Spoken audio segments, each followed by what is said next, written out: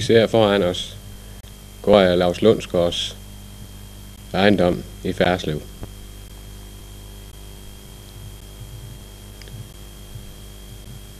Forrest er den gastætte silo til kornopbevaring.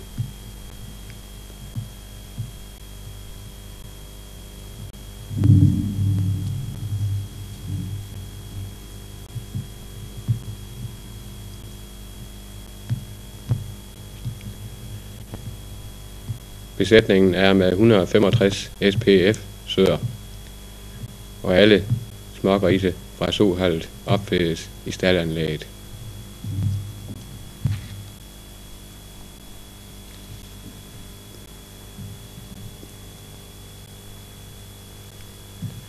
Vi ser nu staldene fra nordøst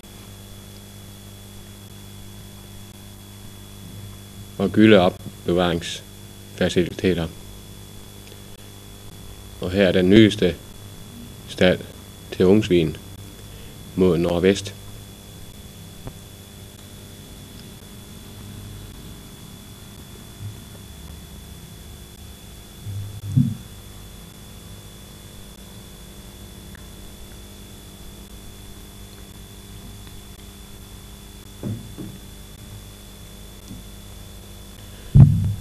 Og igen gyldebeholderen med gyldevogn.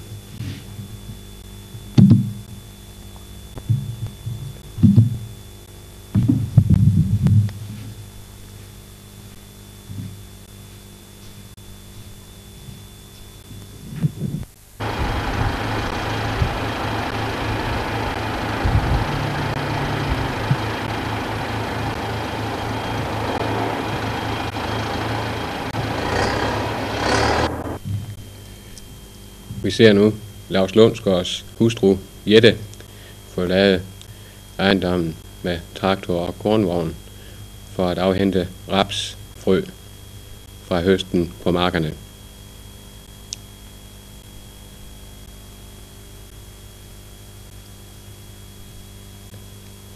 Og vi vil nu gå ind i staldene og kommer først til indgangen til forrummet med adgang forbudt-skilte og SPF-skilt, som hører til en SPF-besætning.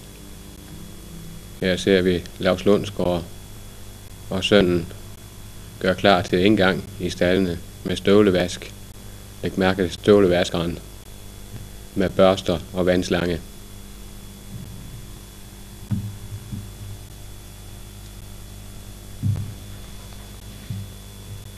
Vi er nu i. Besætningen er på 165 søer og gylte. Og i løbeafdelingen er der foruden søer, som ønskes brunstige, opstallet, polte og orner. Ornematerialet består i hovedsagen af duroc-orner og enkelte HD-orner. Vi vil lægge mærke til, at søerne er mærket og krydset på forskellige måder. Mærkerne fortæller om søerne er løbet, og hvorvidt der ventes 3 ugers omløbning.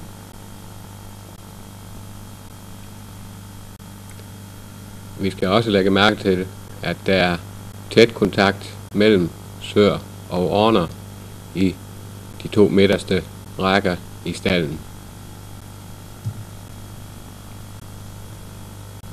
Alle søer er LY-søer, og de indkøbes fra fast leverandør, som er opformeringsbesætning i SPF-systemet. Her ser vi netop mærkerne over krydset på søerne.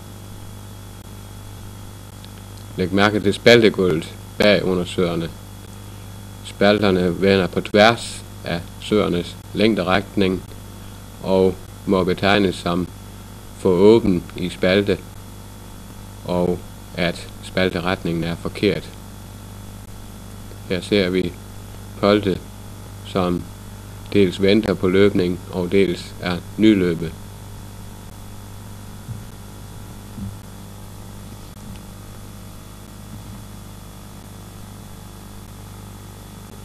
vi ser, at poltene nu er mærket med SO-nummer efter løbning.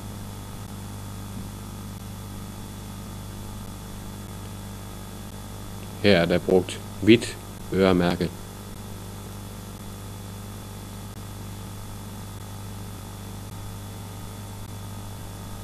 Læg mærke til poltenes huld. Og her er en af de aktive Duroc-årner. Når årnerne går tæt sammen, øges aktiviteten fra årnerne.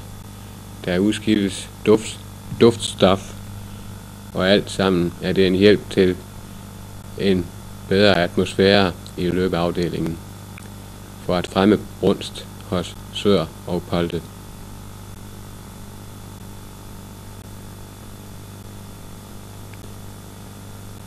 Årnerne virker velgående og stærke på bentøjet.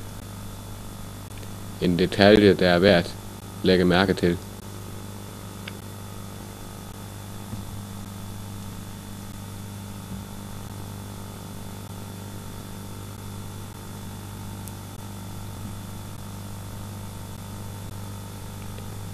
Inventaret har lodrette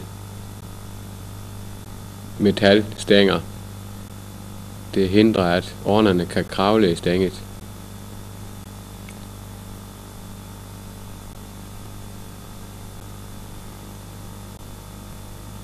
I næstfølgende sti er søerne opstallet i bås.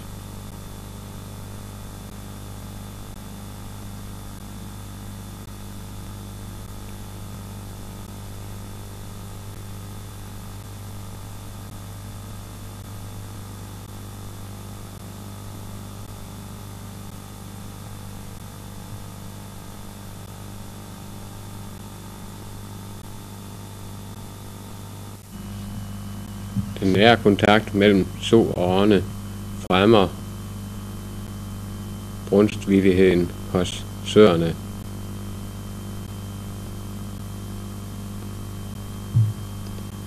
Nu ser vi drægtighedstavlen i Laus Lundsgaards besætning. På kontoret i Laus Lundsgaards besætning.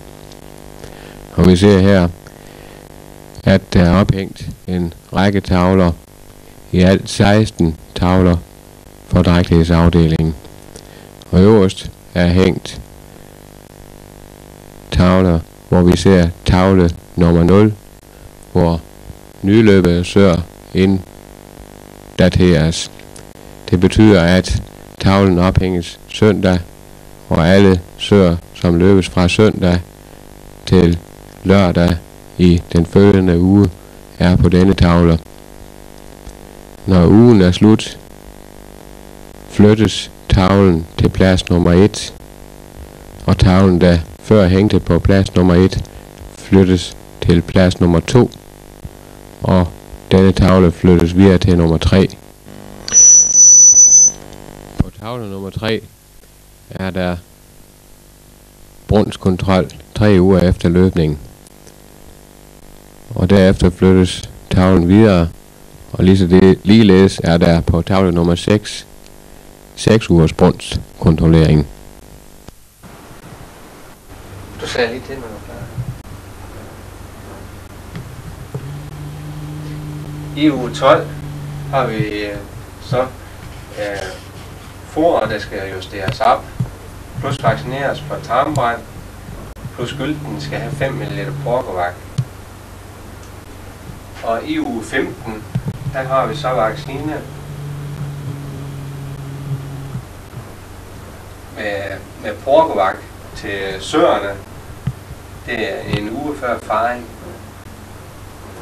Vi glemte herhen i uge 9, der har vi gylden af 5 ml centervaccine.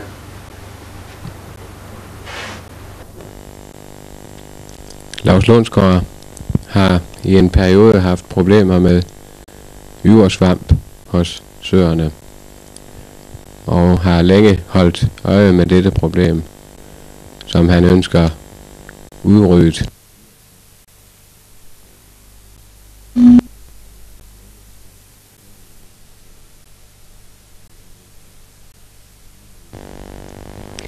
De bagerste 80 cm af båsen er betonspalter, og de har været af en utilfredsstillende kvalitet.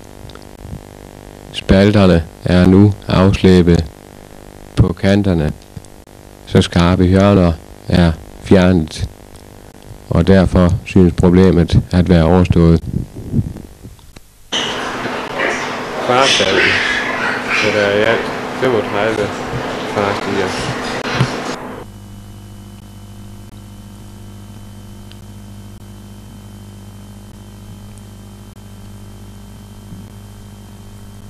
I farstallen skal vi lægge mærke til, at der dels bruges varmelamper i den første tid efter grisenes fødsel, for at trække grisene frem til deres lune hjørne. Efter lamperne bruges overdækning til smågrisene. Dette sikrer, at grisene ligger, hvor man ønsker.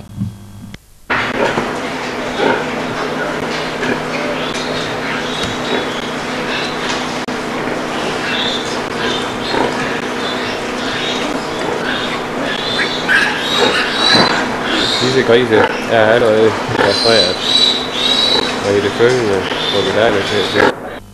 Den tidlige kastration foregår normalt på anden eller tredje dagen efter fødsel, og derved sikres færrest mulige tilfælde af kastrationsinfektioner eller bylder efter kastration.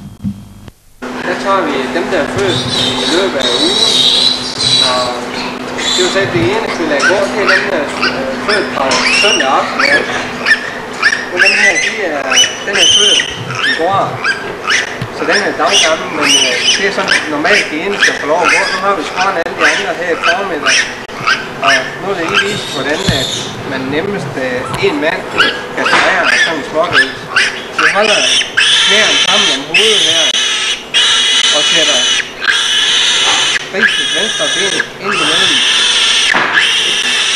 fingeren og det højre baglomme.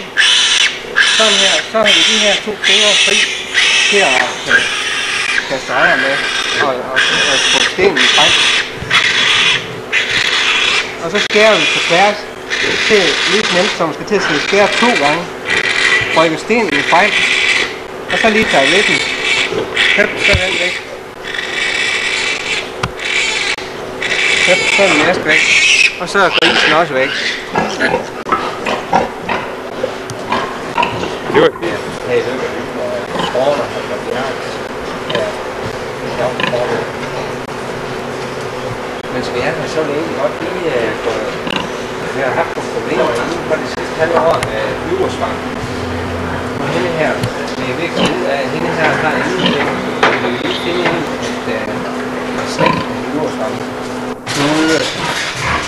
Og hun burde vel egentlig have været sat ud, men hvis vi skulle sætte alle dem ud, der havde yversvamp, så havde vi faktisk ikke haft nogen tilbage.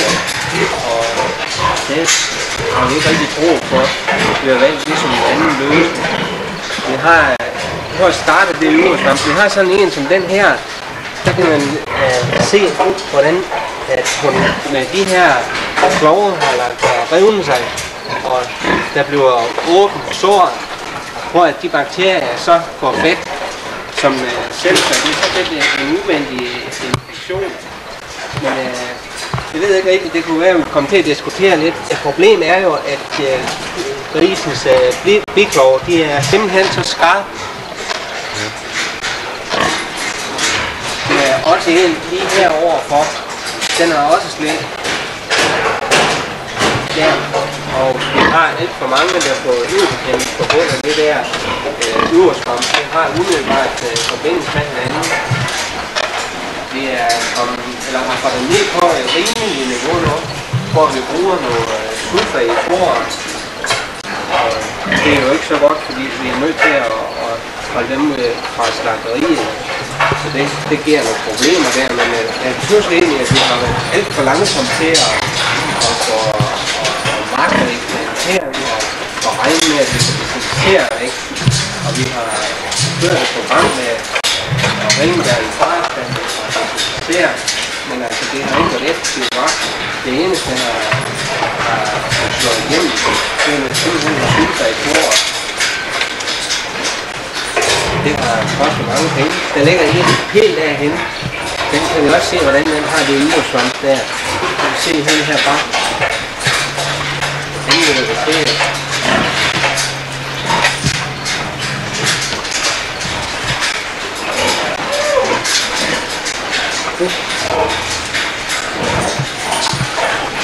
Har jeg en rigtig 3 uger. Jeg har ret med 3 uger. Der for 4 måneder siden, jeg kan lave vores udkundesdag i gang. Det synes jeg, at det går ind med grisen. Forrisen er jeg ved ikke rigtig med hensyn til løbningen. De har været lidt mere udkonstant. De er godt nok de er knap så præcis på de her grundkrav, som vi har hørt med. Så er det ikke her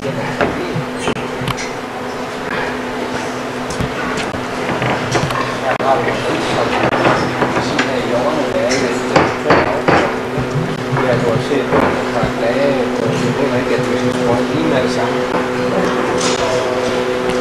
Så får vi noget af formen af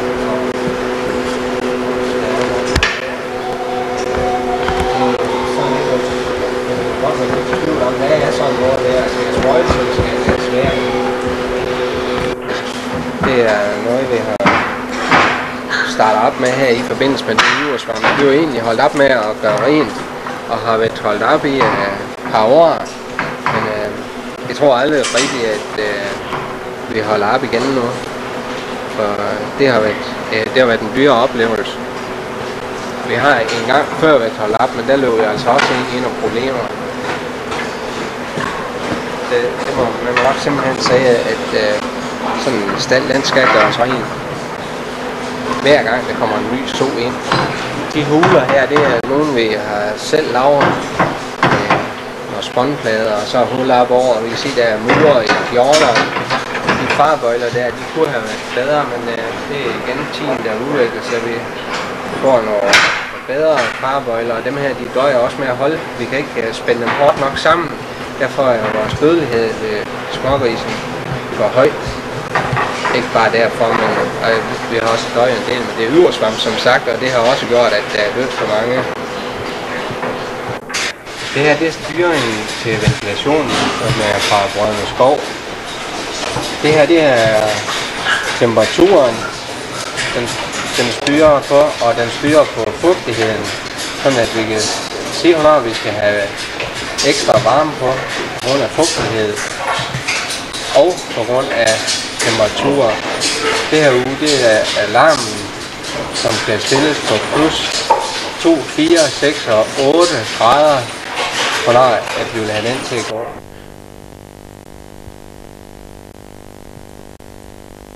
Vi bevæger os nu ind i klimastallen, hvor der er smågrise i 2 etager med 2 stiger i hver række og 2 stiger derover og 2 rækker i hver stald, altså i alt 8 stiger per sektion, som er ventileret hver for sig. Stigebunden er med spalter i bagerste del af stien og fast bund i forreste tredjedel af stien. Og Lars Lundsgaard vil nu vise os, hvorledes ventilationsanlægget fungerer.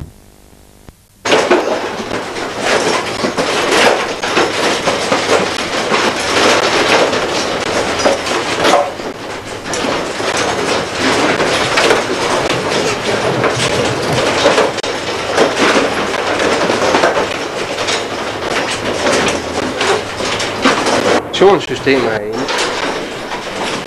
Ja, ventilationssystemet herinde, det virker på den måde, at der sidder en ventilator her i væggen, som trækker luften direkte ud.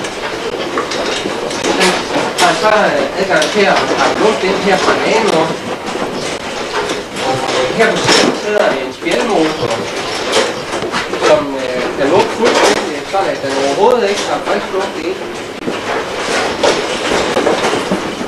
Det er sådan, at den kan lukke fuldstændig for luft, og der skal ikke ret stor luftskifte til ved så små med grise. Den første uge, der har vi faktisk indsugningen lukkes sådan, at den tager meget lidt luft ind. Og der skal ikke nær det varme til, når ikke at vi kører med alt for stor et luftskifte. På trods af det lille luftskifte, plus af, at alligevel er meget god luft derinde. Netop med det, at den trækker ind det rigtige sted. Nemlig tager den kolde luft dernede, og den varme luft kommer ind for oven. Der er så her en ekstra varmekilde, som ved siden af røren, der går i stallen.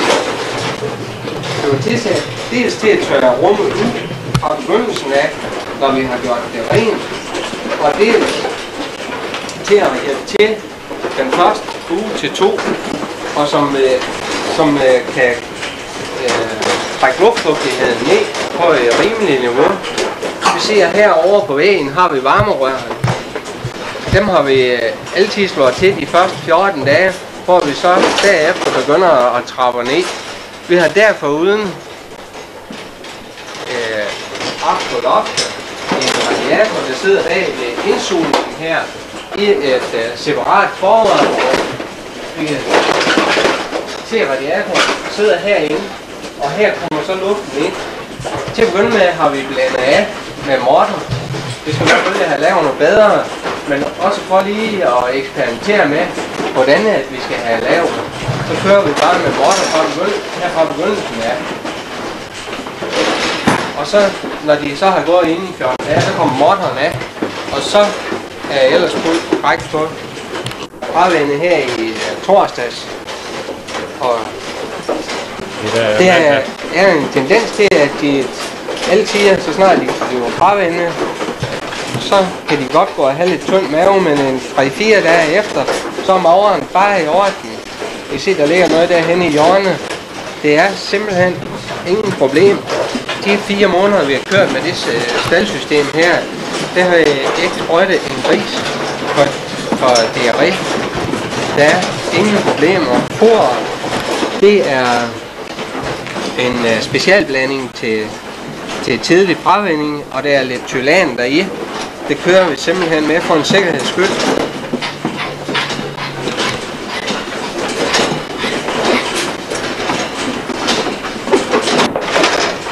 Gylden, det er simpelthen ingen problemer at få ud. Vi har en prop her midt i kanalen, som er en stor bænke herinde. Den er cirka 40 cm dyb. Nu har jeg trukket proppen, og I kan se, hvor let det flyder.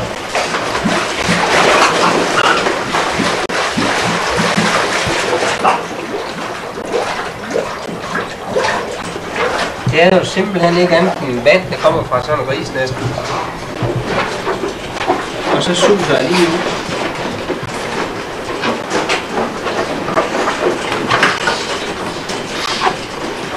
Det her, det er bare sådan en ganske almindelig urtepot, der lige er fyldt op med cement, og så er en jernbøjle deri.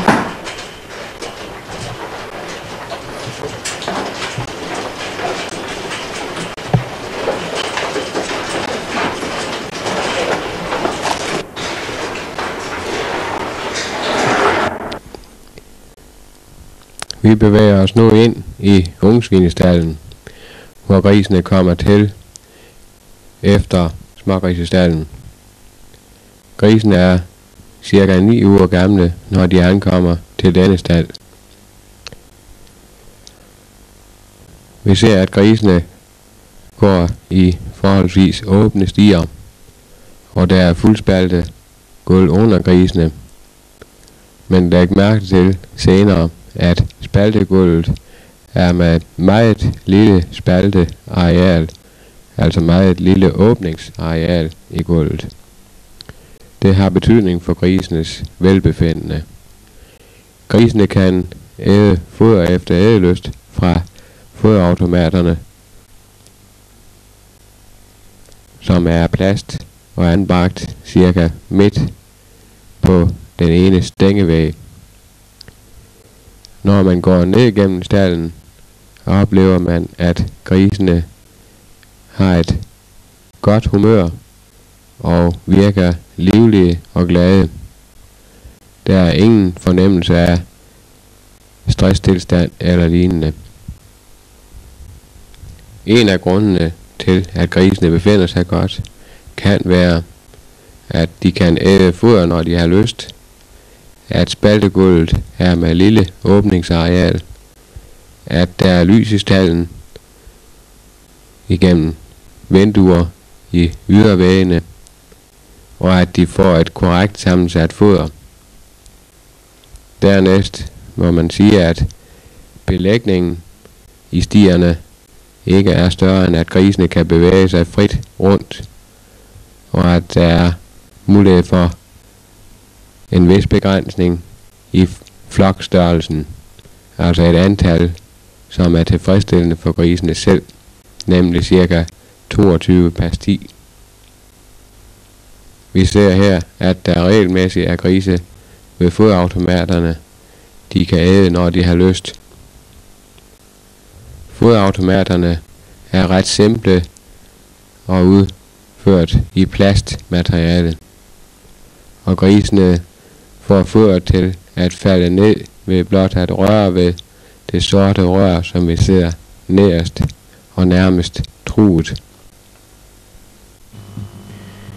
En hurtig nedslidning af fodautomaterne kan overses, og Laus Lundsgaard forventer, at de eventuelt skal skiftes på 3 til 5 år efter, at de er installeret.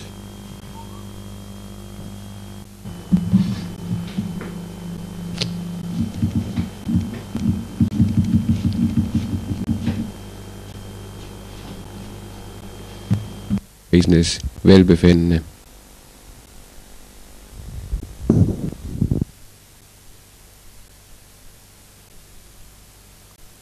Vi ser nu ventilationsanlægget, som det er i stalden.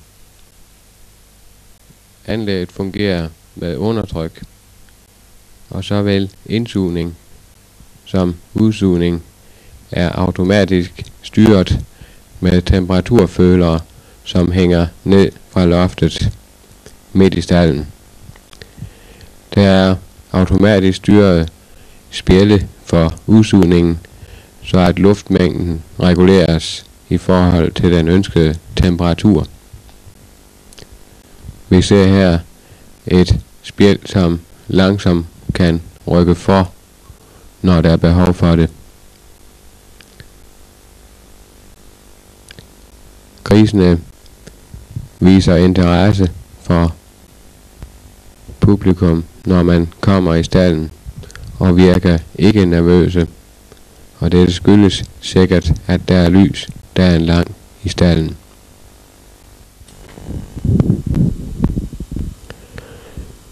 Vi ser her et hold grise, hvor der har været halebinding,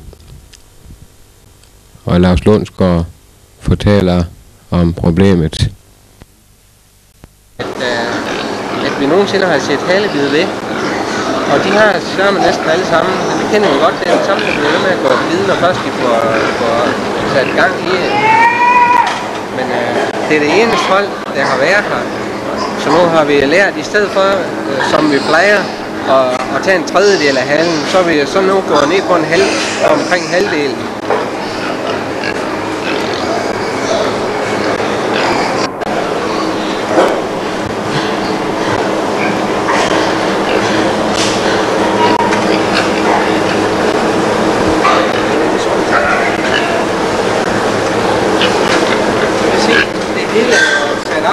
Det er kun lige en 40 x 40 cm her i midten af huset. Der er gylden. Men nu er jeg ikke så meget sup i en, fordi jeg påtrænger det der store forbrøg ude i. Flytningen af gris hos Laus Lundsgaard foregår let i det der indrettet gangsystem med tilhørende låger, så grisene let flyttes fra ungsvinestal til slagtsvinestal og omvendt.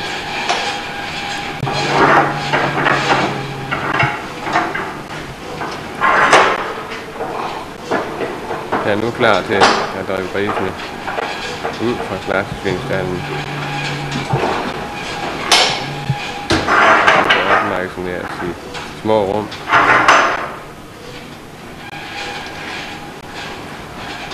Jeg henter ikke på indretning.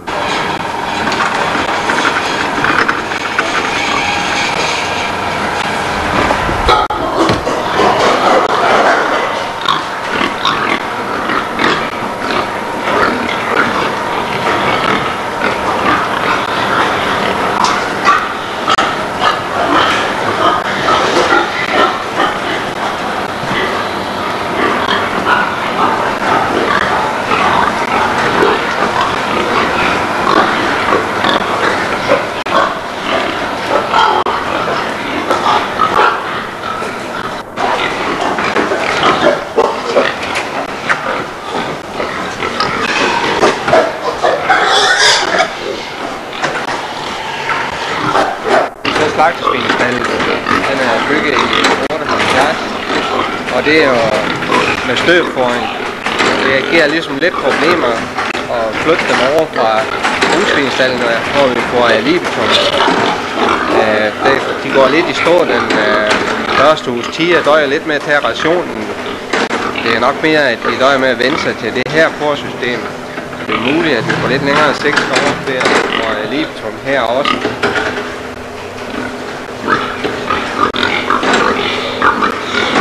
Og de her grise, de vejer ud. Vi har problem med, eller også det har alle jo, at det er et problem med arbejdskraft til på vej, og det er noget af det værste arbejde, vi egentlig har. Der kan jeg godt tænke, at man havde lidt mere fleksibelt system fra slagteriets side med hensyn til vægtgrænser. Man kunne godt tænke sig, at i stedet for lige ved 76 kilo, den blev hakket ned på en gang, så man laver gradvis. Vi har jo for eksempel på kødprocenten, der kører gradvis per procent. Det kan man også sagtens lave med.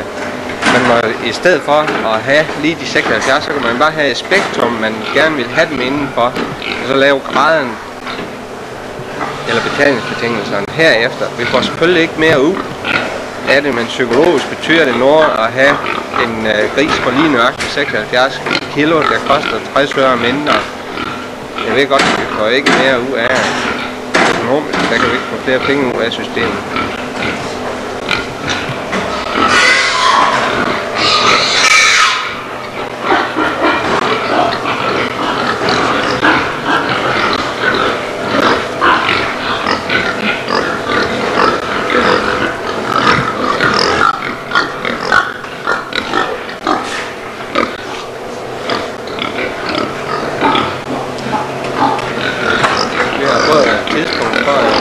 Inden for at stille an med valgføring herinde, men det kunne vi slet ikke få til at køre. Det må man faktisk betegne som en fejlinvestering.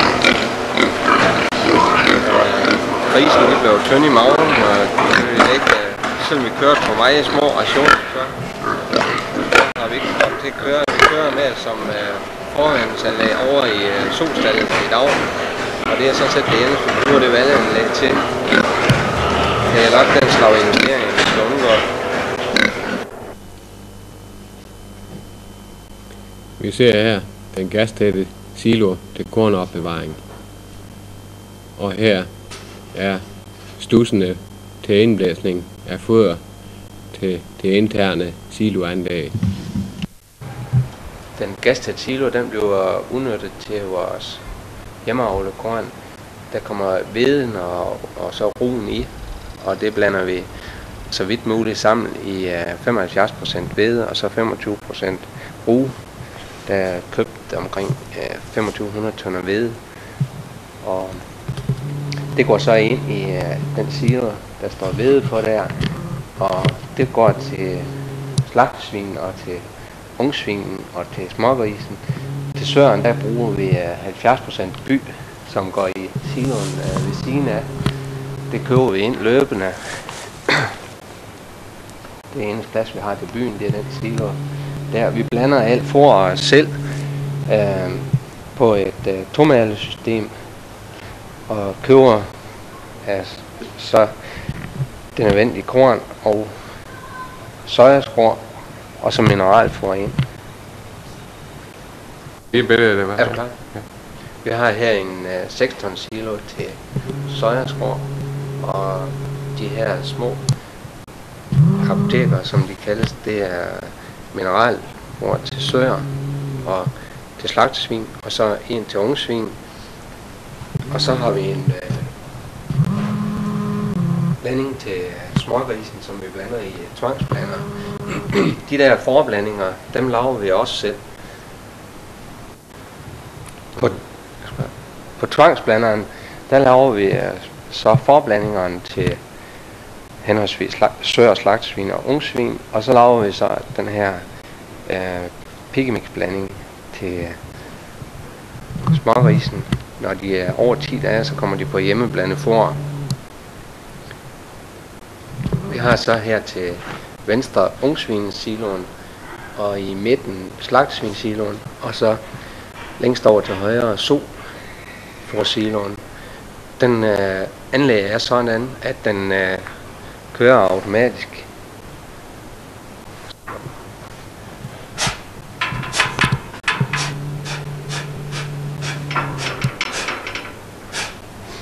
Automatikken, der styrer slagtesvinsblandingen og så soblandingen, og så når den bliver sat på manuelt til smågrisblandingerne, det er hele den boks her, og der står jo så skrevet på, hvordan de forskellige knapper skal stå. Det her, det er til tvangsblanderen, og det her, det er til sojaskår. Den har 4 til de 4 blandinger, og det her, det er til byggesiloen. Der er kun den til søren, der er sat til nu. Sidste år kørte vi sådan set modsat, hvor vi kørte ekstra ved ind til smågrisen. Der havde vi en kornblanding i en gastæt silo, der satte by, ved og rue. Det laver vi så på grund af den her nye prisrelation, hvor veden er så lidt dyrere end byggen. Så fyldte vi ene ved i den gastæt silo i år, for at gøre blandingerne billigere. Bare der giver jo en hel del problemer med det at lave forblandinger selv. Der skal være mange forskellige slags hjemme, som I kan se. Nu er det 2 her, der er færdigblandinger til de helt små grise. Ellers så resten, det er jo råvarer, som vi selv blander. Men det er ikke uden omkostninger, det der med at selv lave det hele. Der går de 5 timer om ugen med at stå og lave alle de blandinger der. Men vi regner med, at det er den bedste time, når vi får hernede. Men jeg vil da gerne have bevist også igennem en analyse. Ja. Vi ser foran os de forskellige forblandinger til henholdsvis smågrise og til slagtesvin og til søer. Og disse forblandinger består af mineraler og vitaminer og indgår i blandingen via, som vi så tidligere. Foran os har vi nu strøelsesmaterialet, der bruges i staldene. Det er dels snittet halm og dels høvlspåner, som købes fra fabrikker, som fremstiller møbler og lignende. Lars Lundsgaard fremhæver, at det er vigtigt, det er fra råt træ. Det må under ingen omstændigheder være fra imprægneret træ, som indeholder giftstoffer og lignende. Vi går nu tilbage til klimastallene for at se nærmere på ventilationsanlægget i disse.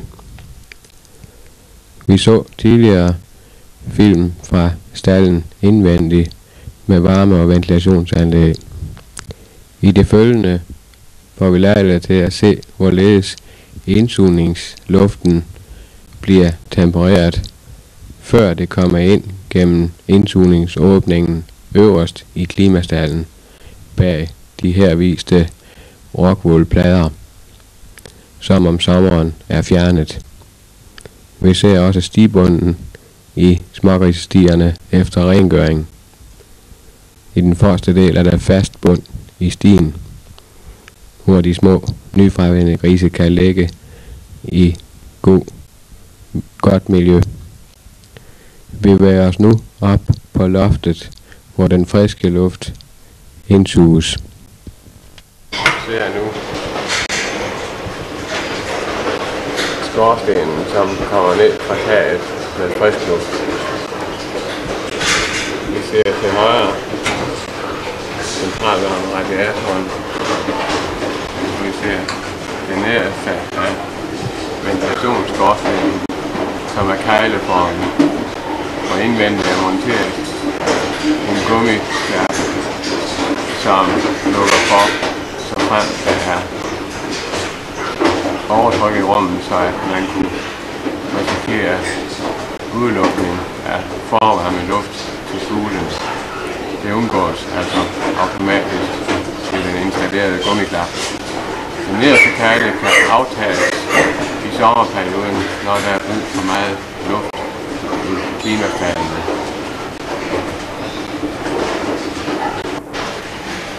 Nederst i forrummet ved siden af radiatoren er installeret en termostat, som regulerer den nødvendige lufttilgang. Temperaturfølerne er installeret både i forrummet og i klimastallene. Til slut skal vi se billeder af en gris, der blev kastreret 1 døgn gammel, og som nu efter et døgn forløb allerede har læget til kastrationsskåret.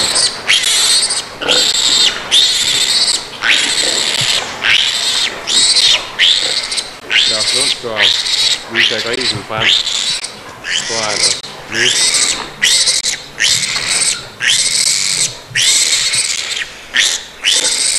Vi ser, at kastrationsskåret er næsten læget, og det er uden betændelsestilstand.